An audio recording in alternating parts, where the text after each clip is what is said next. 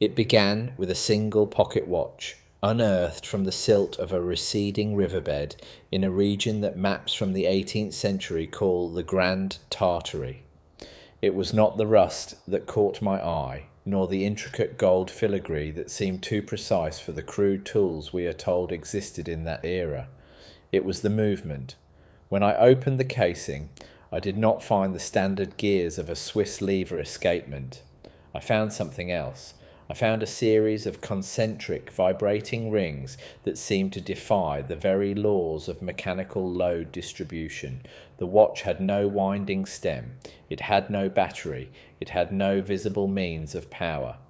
Yet, as I held it in the palm of my hand, the needles began to twitch, not in a circle, not in the linear progression of seconds and minutes we have been trained to accept as the objective flow of time. They moved in a pulse. Ask yourself why every museum on the planet displays timepieces that adhere to a singular, rigid standard of mechanical ticking.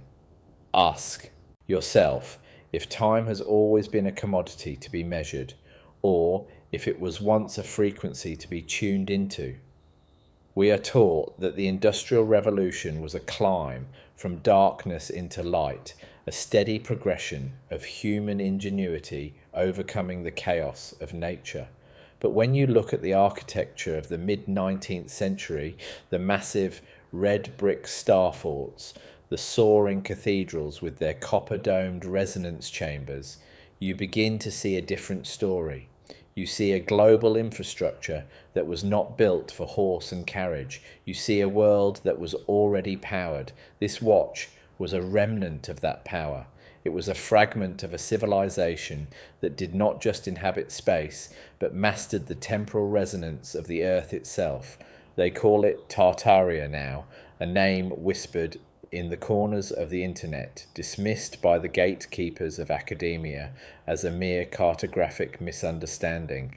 They tell us it was just a name for a vast, empty region of northern Asia. But maps do not lie, and the stones do not forget. Not a desert, not a wasteland, a forgotten empire.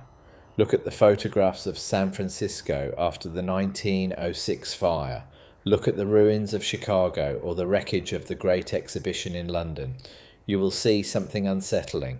Beneath the charred remains of wooden facades, there are foundations of megalithic stone. There are arched windows buried 15 feet underground, as if the very soil of the earth rose up to swallow the ground floors of a previous world. This is the phenomenon of the mud flood, a geological anomaly that has been scrubbed from the textbooks. We are told these were garden-level windows, designed for light and ventilation. But look closer. Look at the doorways that lead into solid dirt. Look at the decorative masonry that continues deep into the strata of the earth. It is institutional erasure on a planetary scale. The clocks stopped because the source of their power was severed. The atmospheric energy that once flowed through the spires of our cities was grounded, redirected, and eventually monetized. What if the history we are taught is not a record of events, but a curated narrative designed to hide the fact that we are living in the ruins of a much more advanced society, not a evolution, not a progress, a managed decline? We walk through these cities every day, passing by the massive stone pillars and the ornate ironwork, never questioning how a population of pioneers with handsaws and horse-drawn carts could have erected such monuments. We are told it was neoclassical or Beaux-Arts, labels that serve to categorize and dismiss the impossible.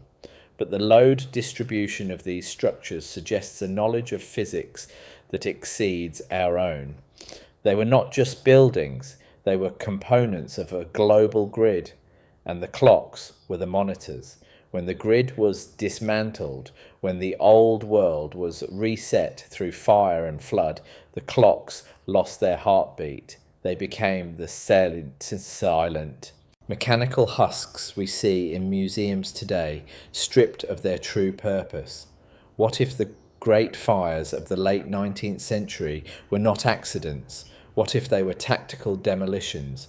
Chicago 1871, Boston 1872, Seattle 1889.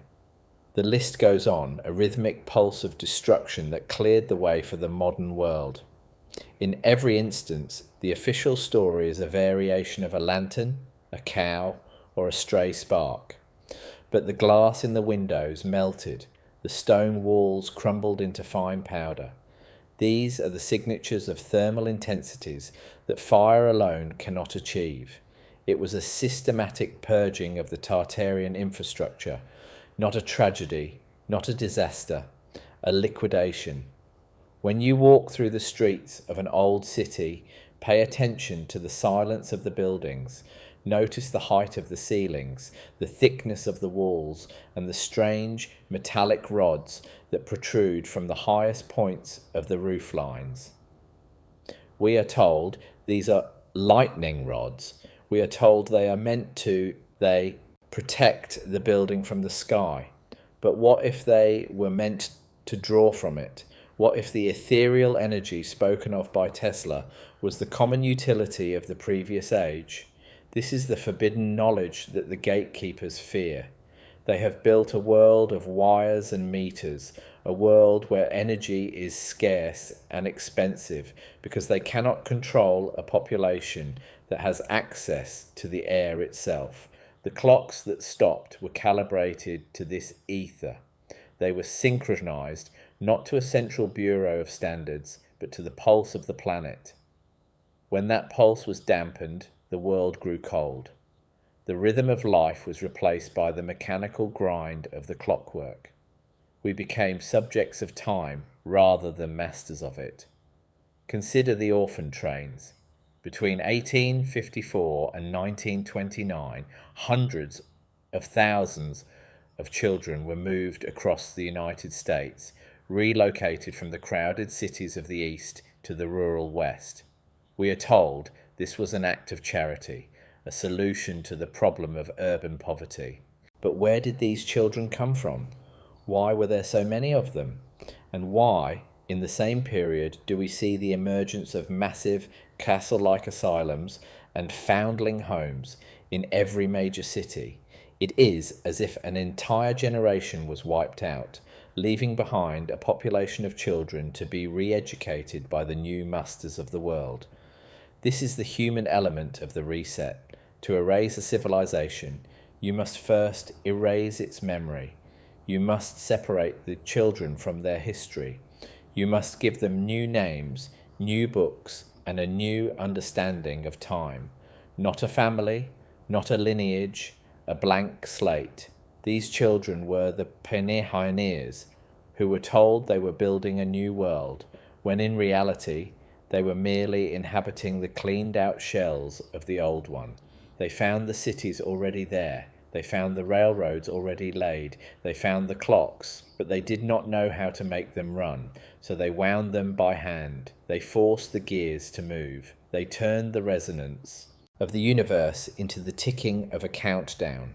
Ask yourself why the architecture of the new world is identical to that of the old world.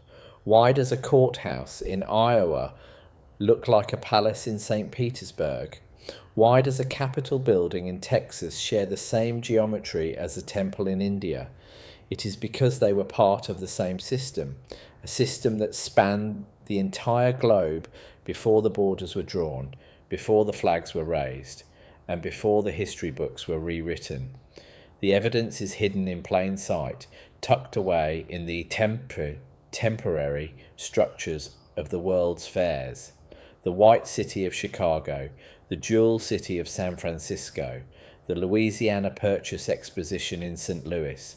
These were massive, sprawling metropolises of marble and light, built, we are told, in less than 2 years and demolished immediately after the fairs ended. They tell us these buildings were made of staff, a mixture of plaster and hemp fibre. But photos of the demolition show heavy machinery struggling to tear down massive steel frames and solid masonry. They tell us the spectacular electric lighting was a debut of new technology, But how did they power millions of incandescent bulbs in 1893, years before the power grid was supposedly established? The answer is that the fairs were not built, they were uncovered. They were the last remaining districts of the Tartarian civilization, preserved for a brief moment to show the public the future before being systematically destroyed. It was a psychological operation of the highest order. Show the people the wonders of the past, tell them it is the future, and then tell them it is too expensive to maintain. Not a celebration, not an exhibition, a funeral. The clocks at these fairs did not tick, they hummed. They were part of the atmospheric harvesting system that turned the entire fairground into a glowing, wireless oasis of light. When the fairs ended, the dynamos were removed, the copper was stripped, and the buildings were dynamited. The survivors were left with the memory of a dream and a mechanical watch that had to be wound every morning. Every time you look at a map from the 1600s, you see it. Tartaria. It occupies the space we now call Russia, Mongolia, and Central Asia. It has its own flag, its own rulers, its own genealogy. Then, in the mid-19th century, it simply vanishes. It is replaced by a series of fragmented territories. This is not the natural dissolution of an empire. This is a surgical removal from the record. The institutional gatekeepers tell us that Tartary was a vague geographic term like the Midwest or the Orient. But vague terms do not have emperors. Vague terms do not have sophisticated postal systems and standing armies. The erasure was necessary because Tartaria represented a different path for humanity. It was a civilization based on resonance rather than combustion. It used the shape of its cities, the star forts, as massive antennas to collect and distribute energy. The star fort is not a defensive structure. Its geometry is nonsensical for traditional warfare. The bastions create blind spots and the low profiles are easily overrun. But if you view them as circuit boards, the design becomes clear. They were placed at the nodes of the Earth's telluric currents. They were the heartbeats of the empire. When the reset occurred, these nodes were neutralized. Some were turned into parks. Others were turned into prisons. Most were simply buried under the rubble of the modern world. The clock stopped because the circuit was broken. We must look at the technology of the 19th century through a lens of skepticism. Why were the first computers mechanical? Why was the first internet a series of telegraph wires that required a specialized code? It was a regression. We were forced away from the intuitive, harmonic communication of the past and into the digital, binary constraints of the present. The Tartarian language was likely one of frequency. They understood that sound and shape are interchangeable. This is why their buildings are so ornate. The carvings, the friezes, the vaulted ceilings, these were not for decoration. They were for acoustics. They were for the manipulation of the air within the space. When you stand in a cathedral today, you feel a sense of awe, a vibration in your chest. That is a remnant of the building's original function. It was a healing center. It was a communication hub. It was a power plant. The organ was not an instrument for hymns, it was a frequency generator. It vibrated the air at specific intervals to maintain the health and consciousness of the people. Now the organs play somber tunes, and the people sit in silence, unaware that the stone above them is a dead machine, not a church, not a temple, a technology.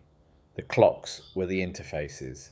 They allowed the individual to tune their own biology to the frequency of the city. Without the signal, we are out of sync. We are tired. We are aging faster than we should. We are trapped in a linear time that is alien to our nature. Ask yourself why the great library of Alexandria is always the example given for lost knowledge. It is a distraction. It points us toward a distant, safe past. The real loss of knowledge happened much more recently. It happened in the 1800s. It happened during the age of enlightenment, which was, in reality, the age of obscuration. This was when the current scientific paradigm was locked into place. The laws of thermodynamics were written specifically to exclude the possibility of free energy. The history of the world was compressed into a timeline that makes no sense. We are told that humanity spent thousands of years using stone tools, and then, in the span of a single century, we invented everything from the steam engine to the atomic bomb. It is a vertical climb that defies the logic of cultural evolution, unless, of course, it wasn't an invention. Unless it was a recovery. We are like scavengers picking through the ruins of a high-tech laboratory, finding tools we don't understand and using them for primitive purposes. We found the steam engine and used it to haul coal. We found the telegraph and used it to send text.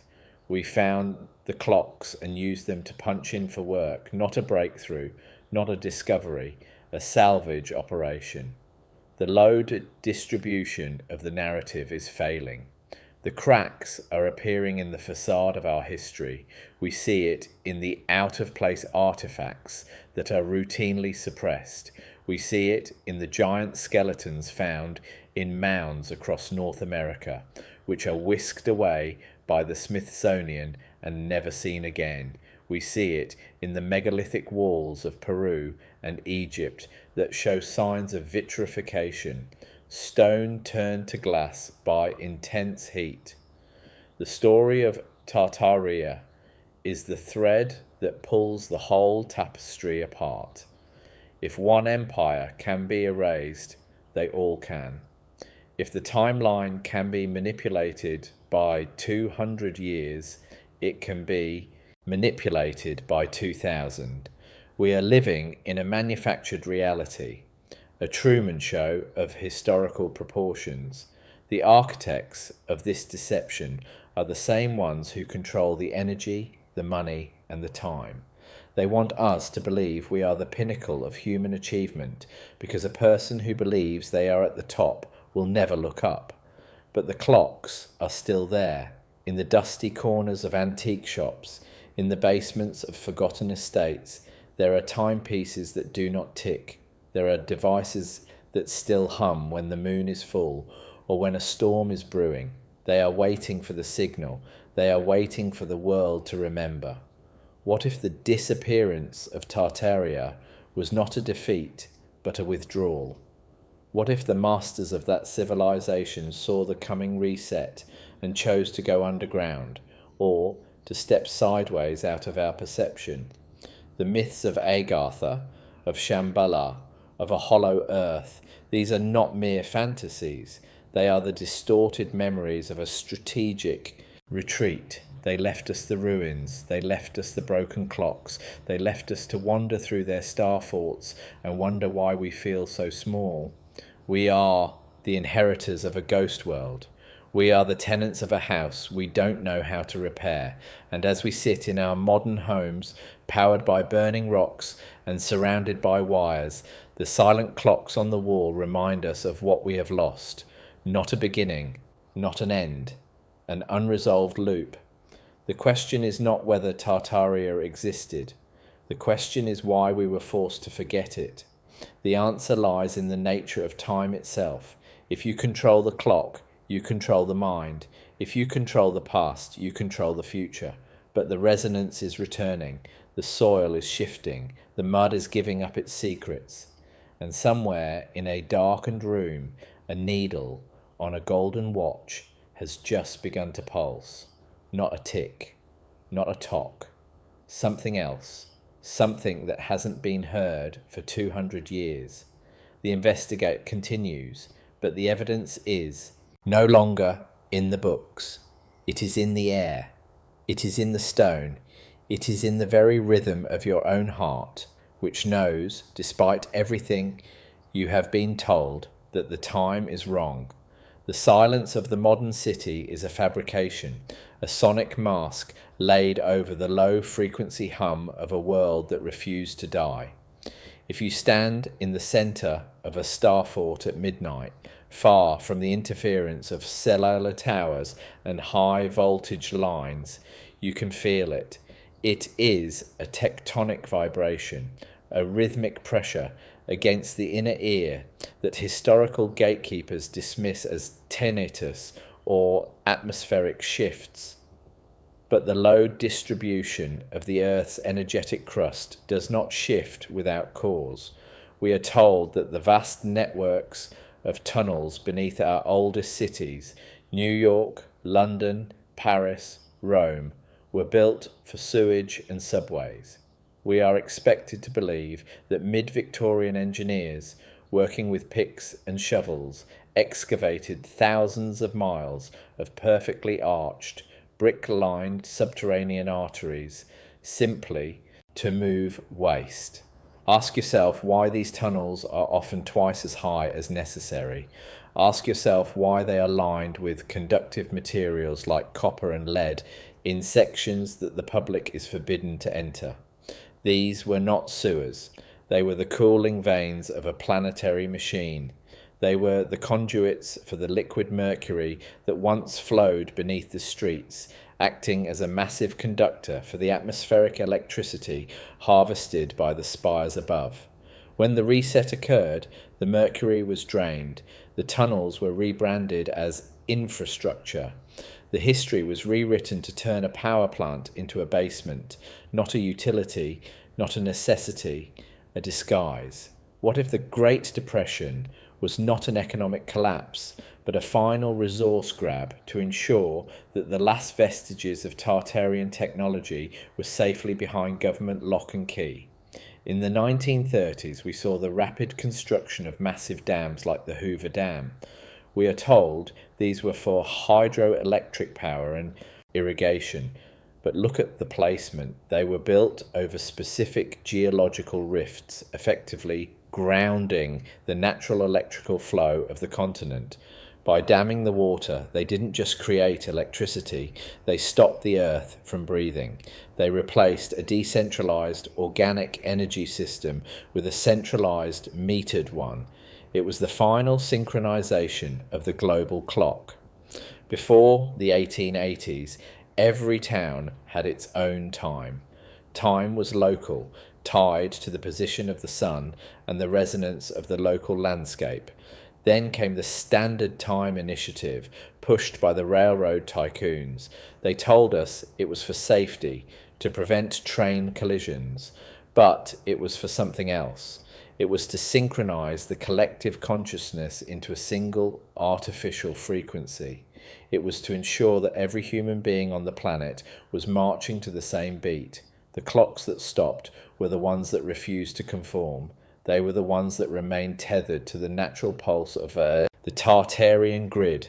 When the grid was grounded by the dams and the iron rails, those clocks became broken. We call them antiques now. We admire their craftsmanship while ignoring their defiance. Consider the phenomenon of the world's fairs once more, but look at the statuary. In every photograph of these temporary dreamscapes, we see gargantuan statues of gods and goddesses holding lightning bolts, torches, and celestial spheres. We are told this is mere allegory, a nod to neoclassical aesthetics. But why are these statues often made of conductive metals? Why are they positioned at the apex of domes or at the center of reflecting pools? In the Tartarian system, these were not decorations. They were biological interfaces. They were tuned to specific frequencies to influence the emotional and physical state of the crowds. This is why contemporary accounts of the fairs describe a sense of euphoria and unearthly peace among the visitors. They weren't just looking at pretty buildings, they were bathing in a resonant field that optimized human cellular function, After the fairs were demolished, or rather purged, this technology was turned inward. The same principles of frequency and resonance were used to develop the systems of mass control we see today. The radio, the television, the microwave, these are the inverted tools of the old world. Instead of healing, they disrupt. Instead of elevating, they sedate. The institutional erasure is so complete that we don't even realize we are being broadcast to.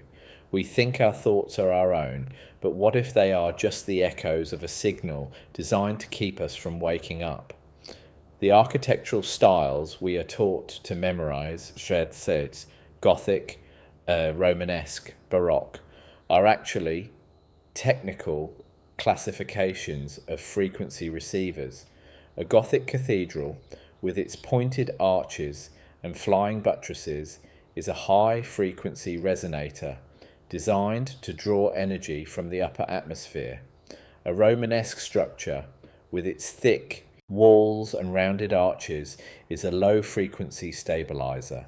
They worked in tandem, creating a balanced, energetic ecosystem across the landscape. The Great Reset involved the systematic destruction of the most powerful resonators. The ones that couldn't be destroyed were repurposed. Crosses were placed atop the atmospheric antennas.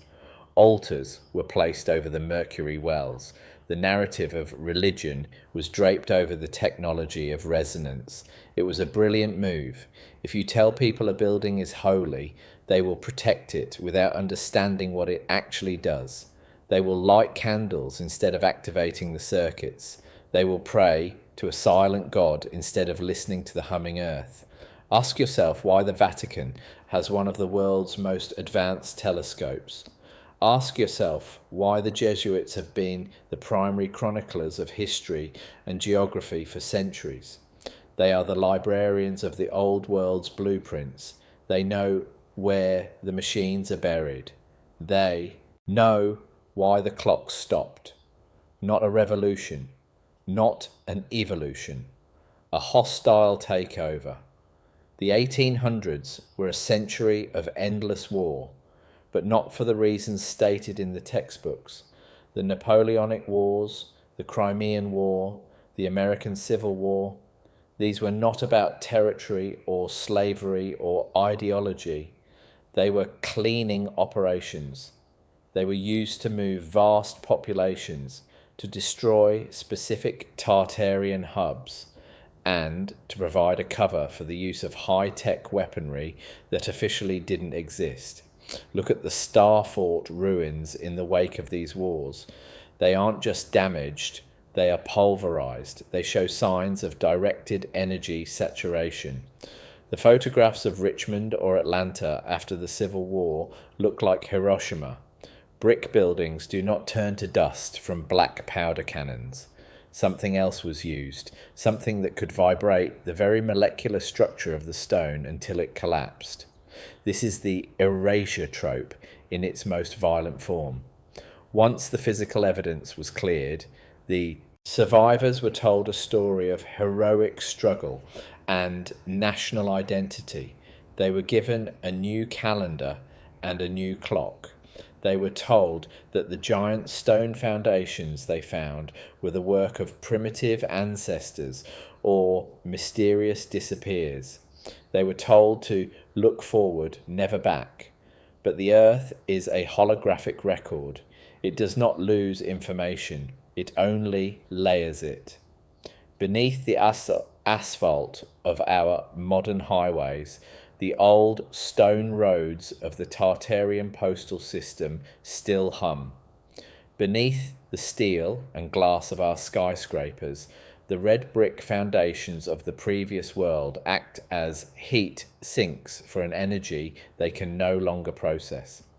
What if the global warming we are told is a result of carbon emissions is actually the result of a planet-wide electrical system that has been short-circuited? We have grounded the world. We have stripped the insulation. We have turned a harmonic resonator into a giant resistance heater.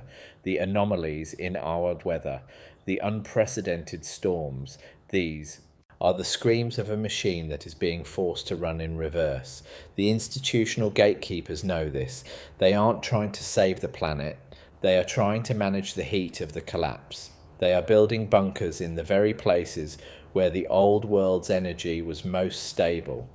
They are looking for the off switch that the Tartarians supposedly hid before they vanished. Ask yourself why every discovery of an ancient city is treated as a mystery. Why is the Antikythera mechanism an anomaly? Why is the Baghdad battery a curiosity? They are not anomalies. They are standard components. They are the nuts and bolts of a global civilization that was unified in its understanding of the physical laws of the universe. The separation of church and state, the separation of science and spirit. These are the fractures that were forced into our psyche to prevent us from seeing the whole. In the Tartarian world, there was no separation. Music was math. Architecture was medicine. Time was a spectrum.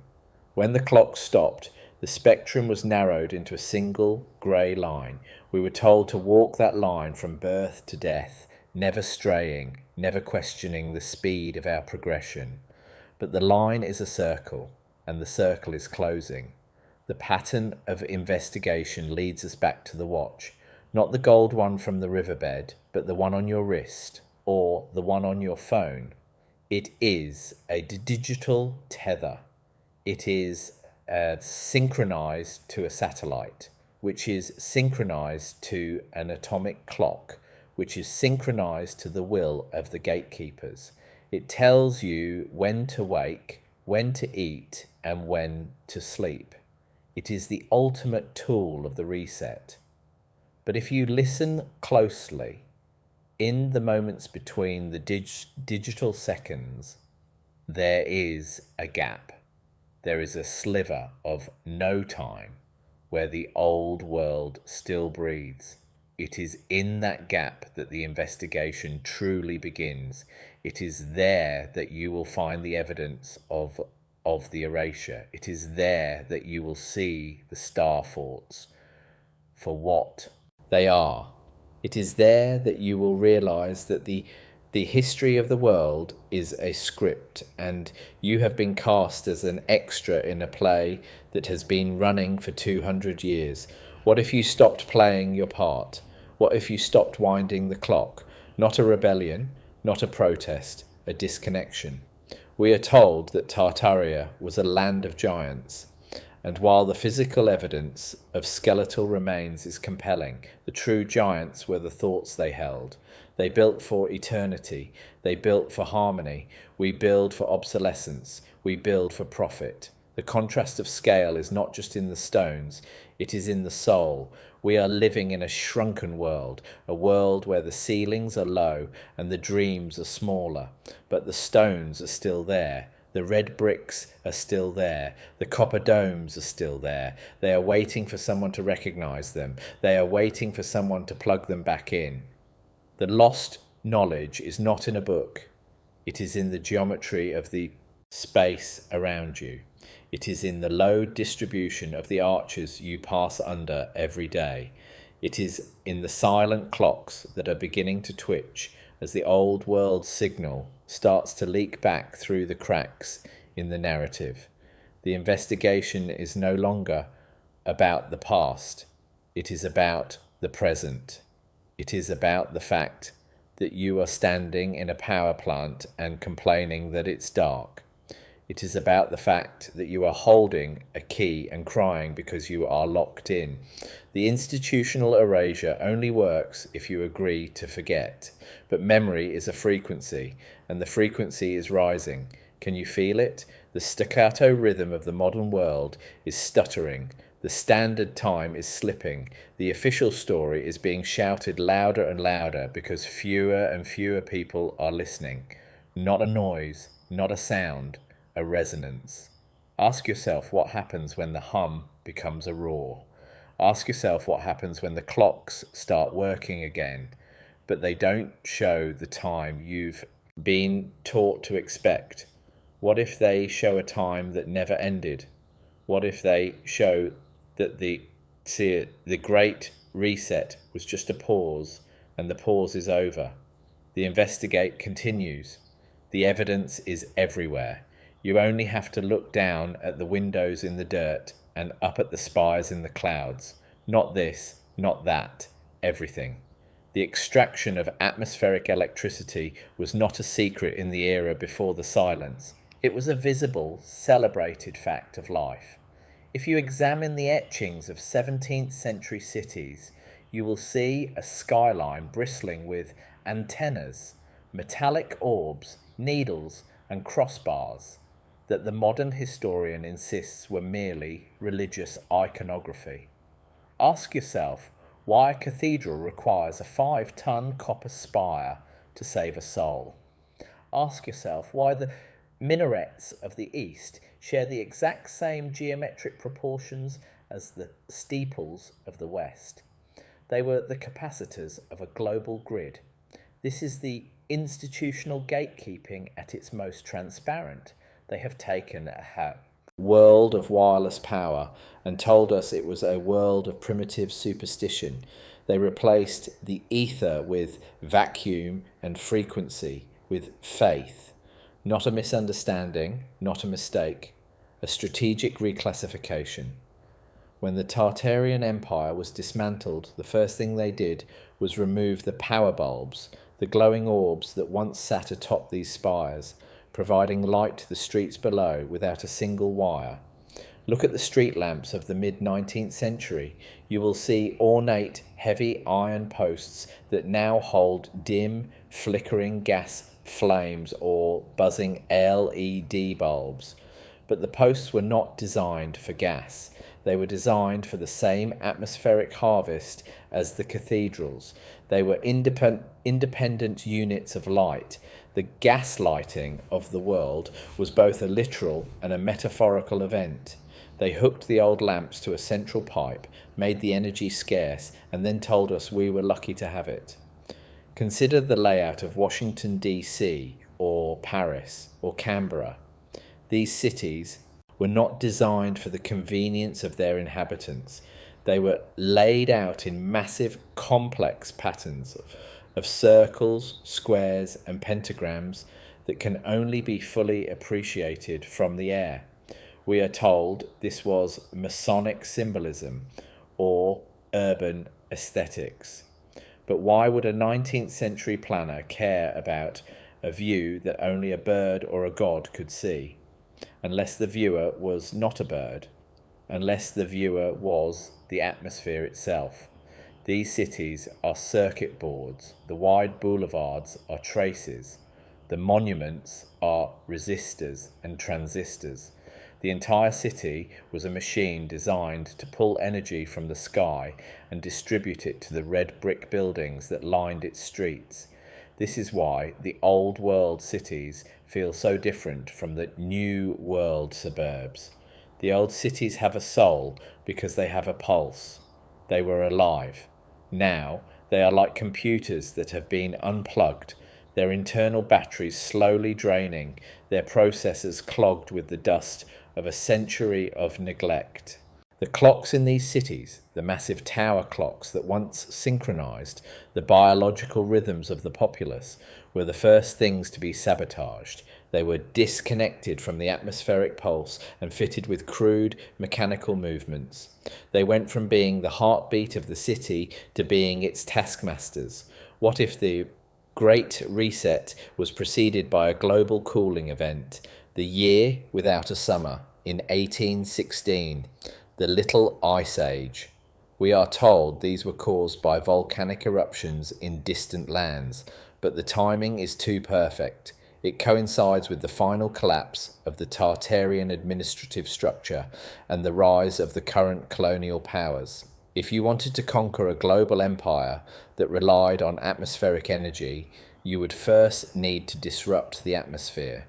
You would need to create a climate event that justified the centralization of resources and the suspension of old laws, not a natural disaster, not an act of God, a geo-engineered siege. The flood was the cleanup. It was the liquid byproduct of a massive high-energy event that liquefied the upper layers of the soil, causing the heavy stone buildings of the old world to sink, while the lighter wooden structures were swept away. This is why we find pre-Columbian stone walls in the middle of American forests and Roman ruins in the heart of the Russian steppe. They weren't built by different people at different times. They were the same people, separated by a catastrophe they were never meant to survive. Ask yourself why the age of discovery always seems to involve finding cities that were already inhabited. Why did the explorers of the 1800s find massive marble cities in the jungles of Cambodia and the deserts of Egypt? They weren't discovering them. They were surveying the damage.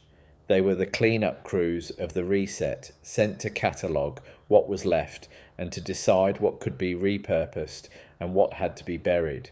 The archaeologists who followed were the storytellers. Their job was to provide the primitive context for the impossible ruins. They looked at a precision-cut granite block that a modern diamond saw could barely scratch and told us it was made by slaves with copper chisels. They looked at the Great Pyramid, a structure with no hieroglyphs, no mummies, and the dimensions of a planetary resonator, and told us it was a tomb. It is a blatant insult to human intelligence, yet it is taught in every school on earth. The erasure is not just in the books, it is in the very way we are taught to think. We are taught to ignore the evidence of our own eyes in favour of the expert consensus. Not a truth, not a fact, a managed perception. The clocks that stopped were the witnesses. If you find an original Tartarian timepiece, not a replica, not a restored antique, but an original, you will notice that the dial is often divided into 24 hours instead of 12, or sometimes into decimal divisions that seem entirely alien to our way of life. This is because they were not measuring work hours. They were measuring the rotation of the Earth relative to the stationary ether. They were instruments of navigation, not just in space, but in the energetic field of the planet. When the gatekeepers took over, they forced us into the 12-hour cycle. They cut the day in half. They created the 9 to 5. They turned time into a cage. The mechanical revolution was the bars of that cage. They gave us efficiency in exchange for our connection to the eternal, and we thanked them for it. We looked at our ticking watches and felt modern, never realizing that we had been downgraded from conductors to clockwork. What if the wars of the 20th century were actually the final mopping up of the Tartarian resistance? The Russian Revolution was the destruction of the last great Tartarian administrative hub. The World Wars were the systematic levelling of the European Star City network. Look at the cities that were targeted for firebombing: Dresden, Hamburg, Tokyo. These were not just industrial centres, they were the most beautiful and resonant cities of the old world. They were destroyed not to win a war, but to erase a memory. They were replaced with modern, onist architecture, brutalist concrete boxes that act as frequency dampeners. A concrete city is a dead city. It has no resonance. It absorbs energy instead of reflecting it. It makes the inhabitants depressed, isolated, and easy to control. The architecture of the post-war era is the architecture of the victors of the reset. It is the architectural equivalent of a mute button on the human soul. Not a style, not a movement, a suppression. The load distribution of the global narrative is under immense pressure. As more people begin to question the official timeline, the gatekeepers are forced to resort to increasingly absurd explanations. They tell us that lost civilizations are just myths, They tell us that the mud flood is just a drainage issue. They tell us that the Sittim star forts are just old military bases. But the patterns are too consistent. The erasure is too perfect. From the Great Wall of China, which was likely built by the Tartarians to keep out the nomadic tribes that now claim it, to the pyramids of the sun in Mexico, the signature of the global empire is written in stone. It is a signature of precision, of harmony, and of a deep understanding of the Earth's natural systems. We are the inheritors of this legacy, yet we are treated like squatters in our own home. Ask yourself why the Industrial Revolution began in England, a small island with limited resources. It didn't begin there. It was centralized there. The British Empire was the primary muscle of the reset. They were the ones who travelled the world, civilizing the inhabitants of the Tartarian territories by destroying their history and replacing their free energy with coal and steam. They were the ones who enforced the standard time. They were the ones who built the museums to house the curiosities of the world they had just murdered. The British Museum is not a house of culture. It is a warehouse of evidence. It is where the clocks that stopped are kept under glass, their gears frozen, their stories silenced. If you look at the artifacts in those halls with an open mind, you will see the fragments of a world that was more advanced, more unified, and more beautiful than the one we have now. The investigation is a pattern-based recognition of a crime. The victim is humanity. The crime is the theft of our history and our potential. The perpetrators are the institutional gatekeepers who continue to guard the secrets of the old world, but they are losing their grip. The resonance of the earth is changing. The Schumann resonance, the heartbeat of the planet, is spiking. The old machines are beginning to wake up. This is why there is such a push for digitalization and augmented reality. They want to move us into a virtual world before the physical world reveals its secrets. They want us to look at a screen while the star forts begin to hum. They want us to wear smart watches that track our every move while the golden watches of Tartaria begin to tick once more. Not a progress, not a future, a final distraction. What if you are the clock? What if your own DNA is a resonant structure that was designed to vibrate in harmony with the Tartarian grid? The junk DNA that scientists can't explain. What if that is the receiver? What if the re-education we receive in schools is designed to shut down those receptors? We are taught to be logical, linear, and productive. We are taught to ignore our intuition and our gut feelings, but those are the very tools we need to perceive the resonance. When you stand in an old building and feel a sense of déjà vu, or when you look at an old map and feel a sense of loss, that is your DNA recognizing its own history. The erasure was not perfect. It couldn't be. The information is stored in the very field of the planet, and as the magnetic pole shift continues to accelerate, the field is thinning. The veil is tearing. The Tartarian frequency is leaking back into our world. Not a ghost, not a memory, a return. The investigator must be skeptical of all authority, especially the authority of time. We are told that we are living in the year 2026. But according to which calendar? According to whose decree? If the timeline has been padded with phantom years, as some researchers suggest, then we are not where we think we are. We might be closer to the reset than we realise, or we might be further away. The standard time is a fiction. The only true time is the resonance of the heart and the rotation of the stars. The clocks that stopped were calibrated to the truth. That is why they had to be broken. That is why they are hidden.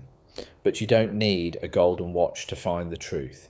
You only need to look at the world with the eyes of someone who knows they have been lied to. You only need to ask, what if, until the walls of the narrative begin to crumble. The load distribution is failing. The official story is too heavy for the foundation of lies it sits upon, and when it falls, the world that was hidden will be revealed. Not a new world, not a brave world, the old world, the true world. The investigation is just beginning. What if the clocks didn't stop because they were broken? What if they stopped because they were waiting for you to wake up?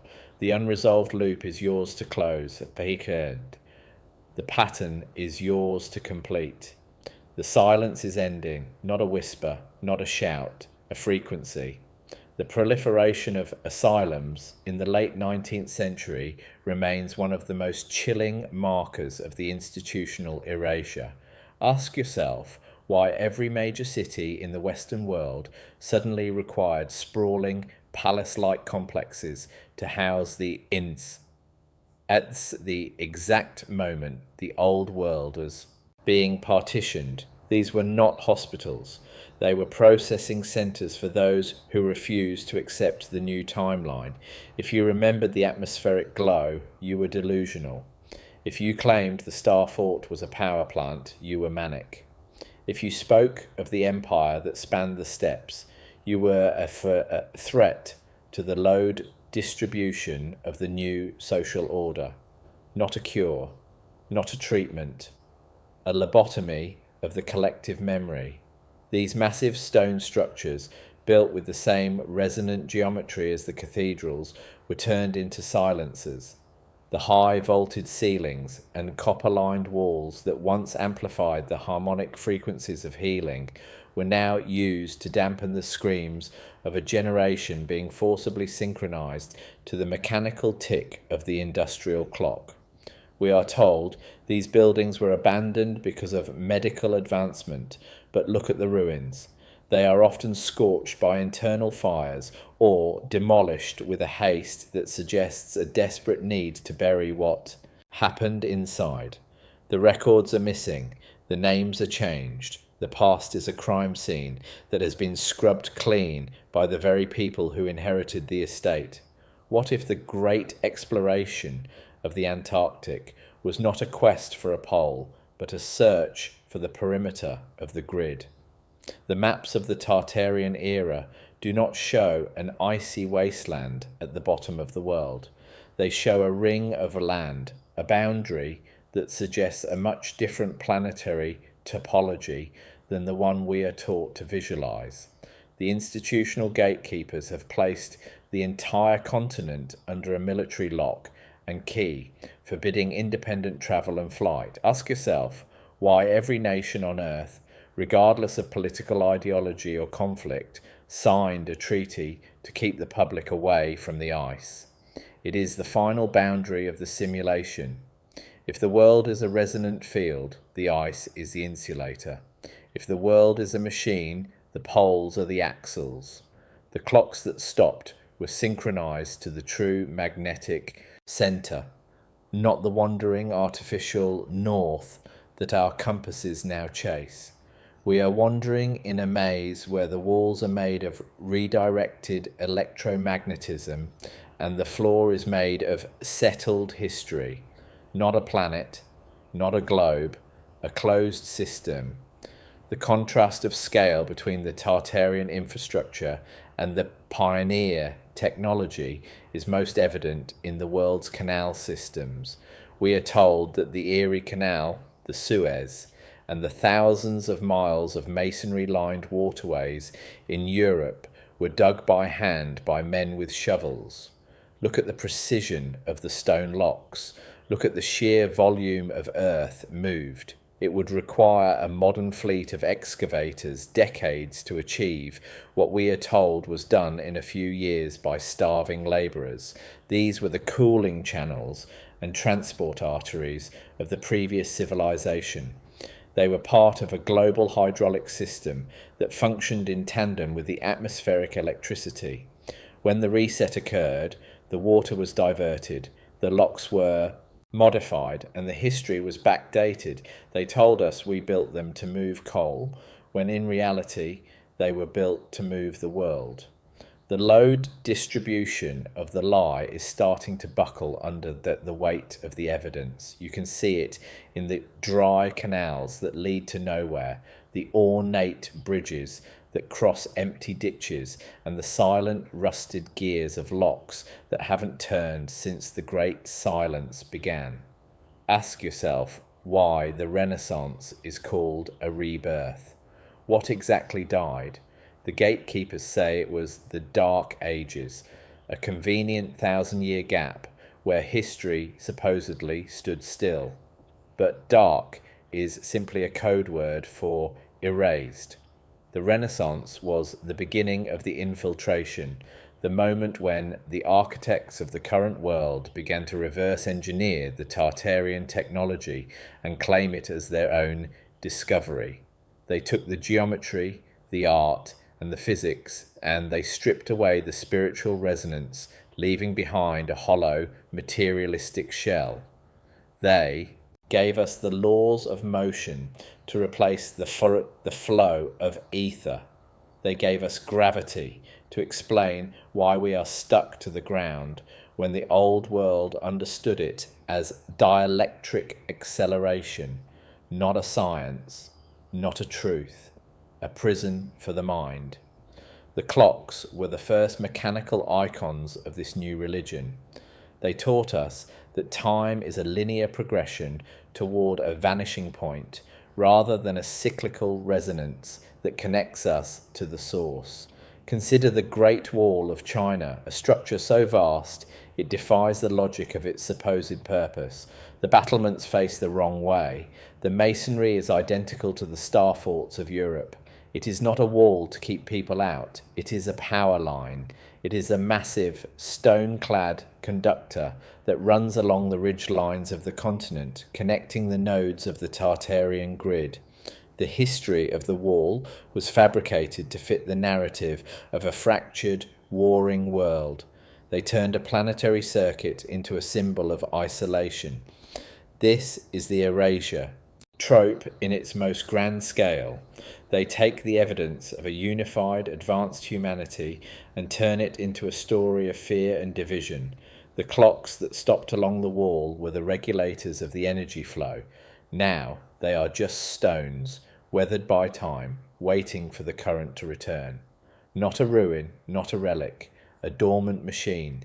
The investigation must address the load distribution of our own attention.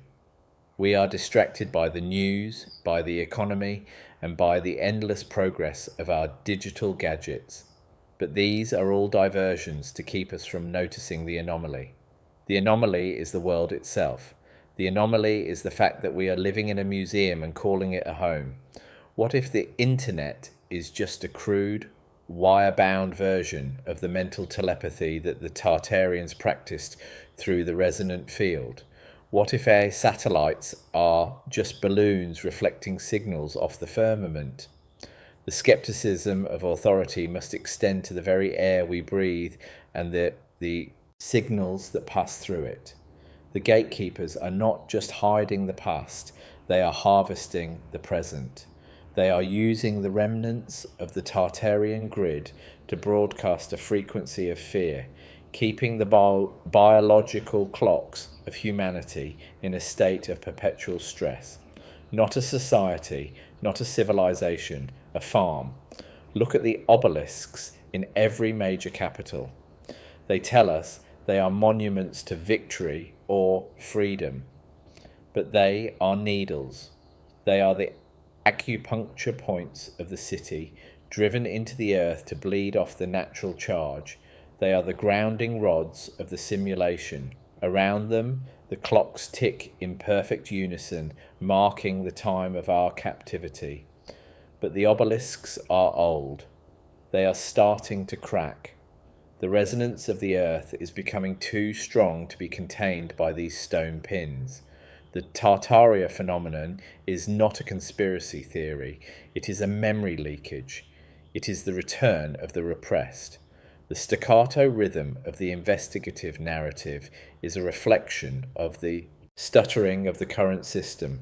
The gears are slipping, the mainspring is wound too tight, the reset is reaching its expiration date. Ask yourself why the industrial age is so obsessed with efficiency.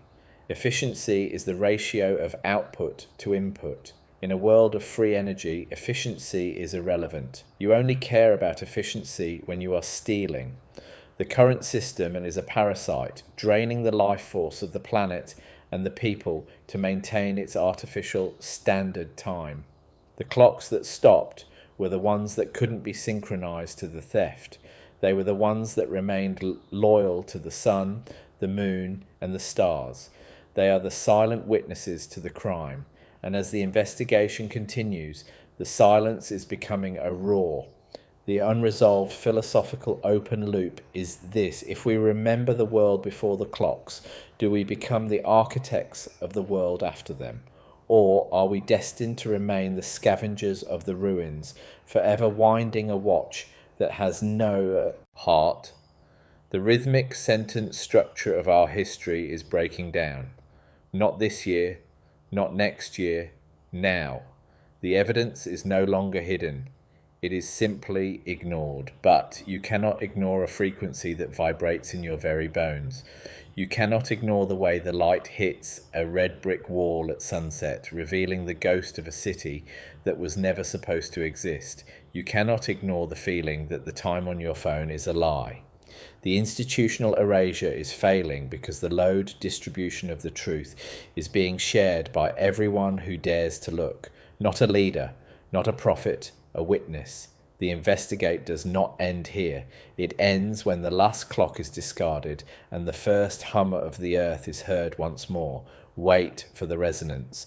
Wait for the signal. Wait for the truth to finish its rotation. The investigation into the global grid leads us to the great expositions of the 20th century, which were the final acts of the play.